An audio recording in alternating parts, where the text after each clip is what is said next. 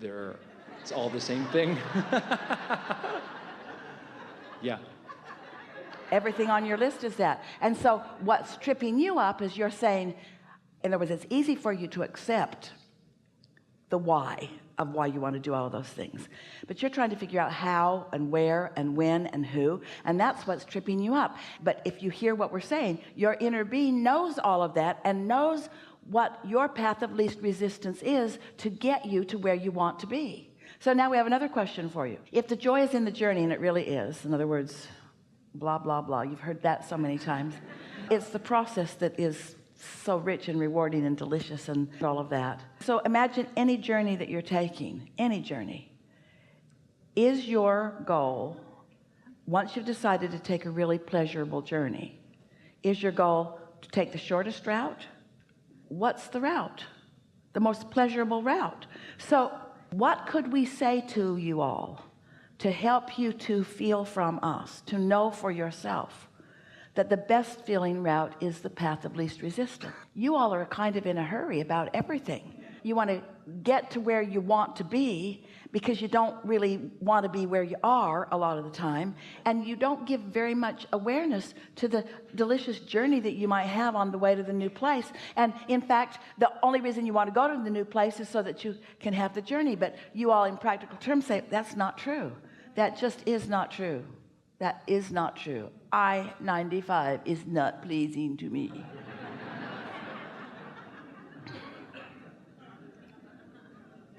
Next. We only got 3. What are the other 7? Three's probably about it right there, right at the moment. So it's really not nearly as long as I thought it was. Yeah. You're just making stuff up. You're just making stuff up to prove a point that hurts you when you make it. Yeah. There's too much to choose from. No, there isn't. No, there isn't. I don't know which way to go. Yes, you do.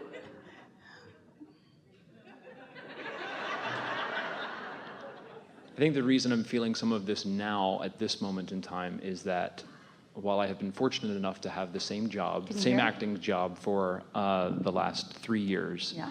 I know coming up in the next 3 months that I am leaving that job.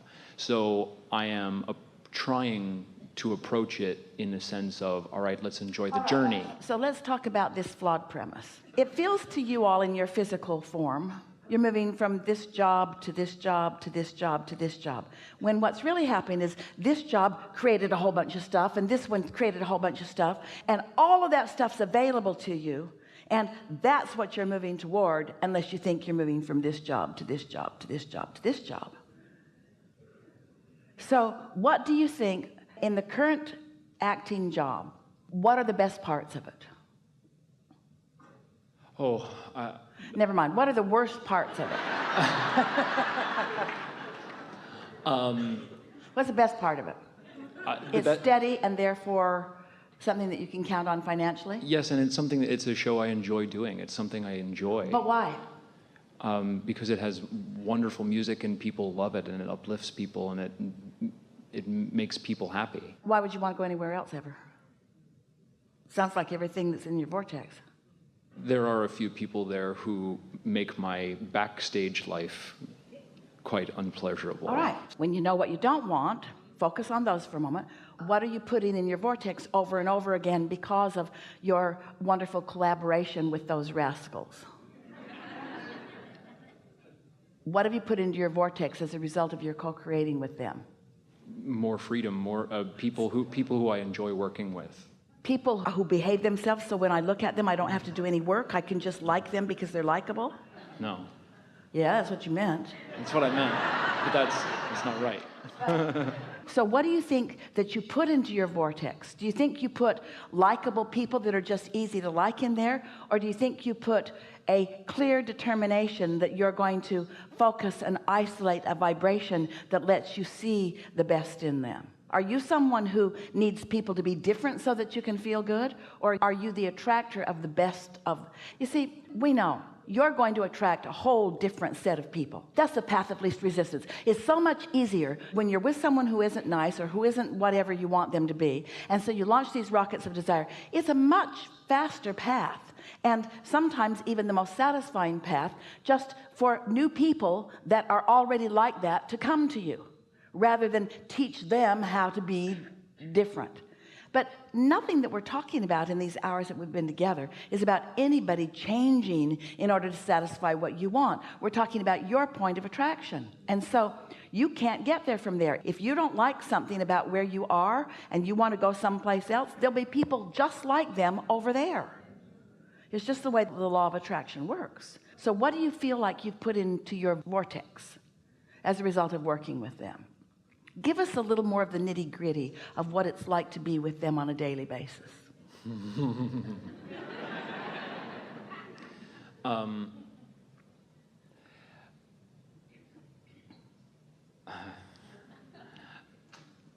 Do they need you to be different so that they can feel better?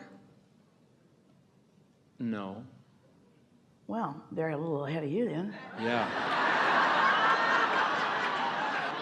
To be completely honest, I think what it reflects, what I'm not enjoying is that it's reflecting back to me the fact that I'm needing them to change in order for me to feel better, as opposed to.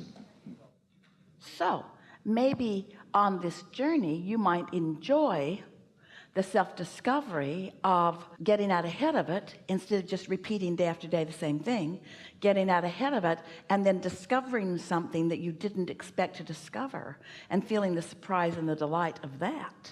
That's what your inner being knows is your path of least resistance. Your inner being knows for sure that you did not come to live and teach conditional love. Your inner being knows for sure that you didn't come to say, spend your time and get it all figured out and then find this little herd of people and run around with them. If you find the right herd, then it'll be fun when you run around together. What your inner being knows that you came for is to find your connection, to know what you want and know what you don't want, and then find your connection with who you are, and then watch it become right before your eyes. How lovely is it to co-create with someone, and at the same time that they're discovering who they are, you're discovering who you are? Isn't that co-creating at its best? You really do want conditions to change, and we get that. We understand why you would want that. And there's a little thing that we like to say to you that could feel like a paradox to you when we say, if you care about how you feel and you isolate what feeling good is, and you do that a lot of the time, then things will change. And as they change, you'll like the change, and your appreciation of the change will perpetuate it more. So there is this perpetuation thing that happens. But you can't need it to change before you feel good. You have to feel good, and then it will change. And it feels like a subtle distinction. And it can be a quick trap for you too. Oh, I did my segment intending and I did my meditating and that guy got way nicer. Well, don't expect him to stay nicer. You got to keep doing your work. You can't go back to your old ways of just taking what comes. You've got to stay in the driver's seat. You've got to be the one that leads your, wait, you already led it. You already asked. You already told your inner being what you want. And it's complicated. It's way more complicated than Cheesecake Factory menu. Oh. The moving parts and all of the aspects and the depths of who you are and all the nuances of your understanding of who you are, of your personal life and the lives of those you know, and the people that you love up close and the people that are sort of not so up close, and the people that are out in the world that sometimes you know of them and don't like them, and sometimes you know of them and revere them. And then there's everything else that's in the universe, like everyone who's ever lived who is now non-physically focused and focused here with all of you. The energies are dynamic and exhilarating, and the potential is intoxicating, you see. And so when we talk to you about you wanting a better work environment, it's way bigger than just wanting somebody to behave differently in your work environment. It's about you being part of a world that doesn't need to change, and you discovering your vibrational alignment with who you are, and then feeling your real power and discovering what the real power of influence is, and then watching everything just modify itself around you, not because you needed it to change, but because as a creator, it must change. If you are a creator and you are tapping into the energy that creates worlds, things around you are going to change, you see. But if you need them to change before you do the thing that you would do, you get the point we're making over and over and over again. So did we get there, or is there something more that's stuck in your vibrational craw? That's it. You got it. You really did. You really did. You're doing really well. Yeah.